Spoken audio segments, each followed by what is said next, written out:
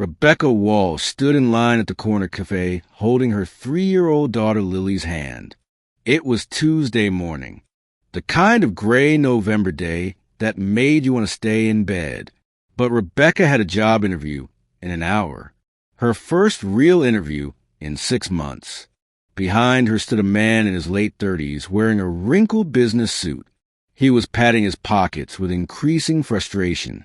His face showed exhaustion, the kind that comes from more than just one sleepless night. Rebecca knew that look.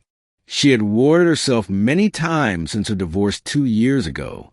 When Rebecca reached the counter, she ordered her usual black coffee, then heard the man behind her speaking to the cashier. "I am so sorry," he said quietly. "I thought I had my wallet. I must have left it at the hotel." The cashier shrugged with little sympathy. The line behind them was growing.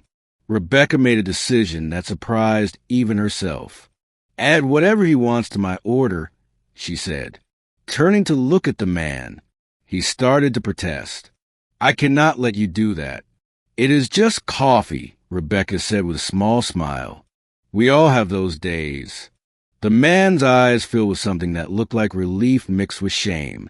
"Thank you," he said. "Truly, I will pay you back." "No need," Rebecca replied. "Just pass it on someday." She paid for both orders, took her coffee and Lily's hot chocolate, and left without thinking much more about it. The job interview did not go well. They wanted someone with more recent experience. Rebecca drove home to her small rented house, feeling the familiar weight of disappointment. That evening, as she made dinner for Lily, her phone rang. Unknown number. "Hello, this is Rebecca." "Mrs. Walsh, this is David Chun." The voice was warm but professional. "I am the man you bought coffee for this morning." Rebecca paused, stirring the pasta sauce. "Oh, yes, I remember. How did you get my number?" "I asked the cashier if she recognized you," he said. "She mentioned you coming often with your daughter. I hope that is not too forward. I wanted to thank you properly. That coffee meant more than you know." Rebecca felt uncomfortable. "Really, it was nothing." "It was not nothing," David said quietly. "I was having the worst day of my life. I had just flown in from my mother's funeral. I was running on no sleep. I had forgotten my wallet at the hotel. I felt like I was falling apart. And then a stranger showed me kindness. It reminded me that good people still exist." Rebecca felt her throat tighten.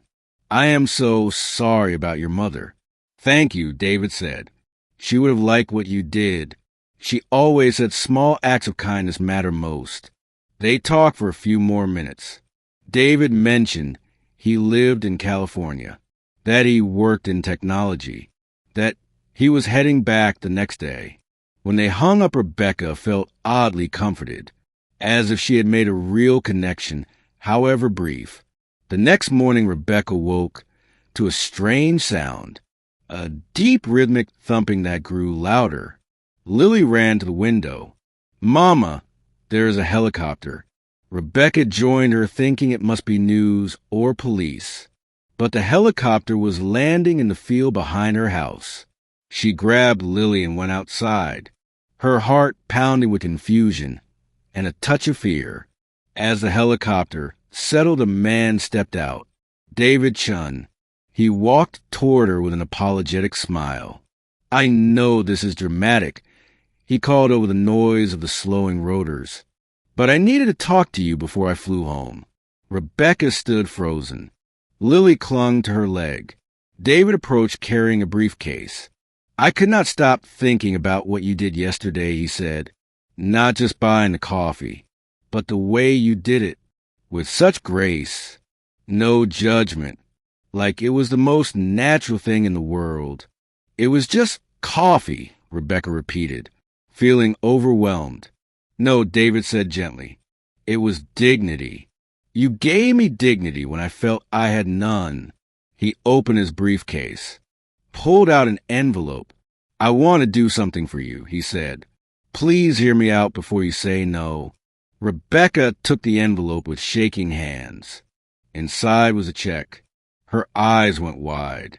$50,000. I cannot accept this, she gasped. Please listen, David said. My mother left me more money than I will ever need. She spent her whole life teaching me to help people. Yesterday I learned that you are a single mother, that you have been struggling to find work, that you paid for my coffee even though you probably could not afford it. Let me help you the way you helped me. Tears streamed down Rebecca's face. This is too much. It is not charity, David said. It is gratitude. Use it however you need. Pay bills. Go back to school. Start a business. Just promise me you will keep being kind. Keep showing your daughter that we help each other. Rebecca could not speak. She knelt down and held Lily close. David smiled. I have to go, he said. But if you ever need anything, my number is in the envelope. He turned and walked back to the helicopter. Rebecca watched as it lifted into the morning sky. Lily waved at it. Was that man an angel? She asked. Rebecca laughed through her tears. Maybe, she said, or maybe just someone who remembered what kindness looks like. That evening after Lily was in bed, Rebecca sat at her kitchen table looking at the check. She thought about David's mother, a woman she had never met who had raised a son to value kindness over everything. She thought about her own mother who had taught her the same. And she thought about Lily, about the world she was growing up in, how easy it was to walk past people in need, to protect yourself from their problems. But her mother had always said that the measure of a person is not what they do when everyone is watching, but what they do when no one would know. Rebecca had bought that coffee without thinking about recognition or reward. She had done it because it was right, and somehow that simple act had connected two strangers across a moment of shared humanity. The next week, Rebecca used part of the money to pay off her debts. Part she put in savings for Lily's education, and part she used to enroll in classes to update her skills. But she also did something else. Every Tuesday morning, she went to the same cafe, and she bought coffee for the person behind her in line. Some people were surprised. Others were grateful. A few refused at first. But Rebecca always said the same thing. We all have those days. Just pass it on. 6 months later, Rebecca got a job she loved, working for a nonprofit helping single parents find resources. The work paid modestly, but it filled her heart. She kept in touch with David.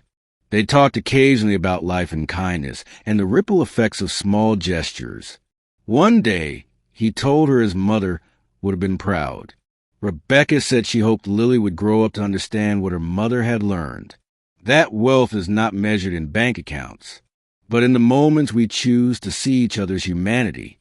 That morning when she bought coffee for a stranger, she had no idea it would change her life.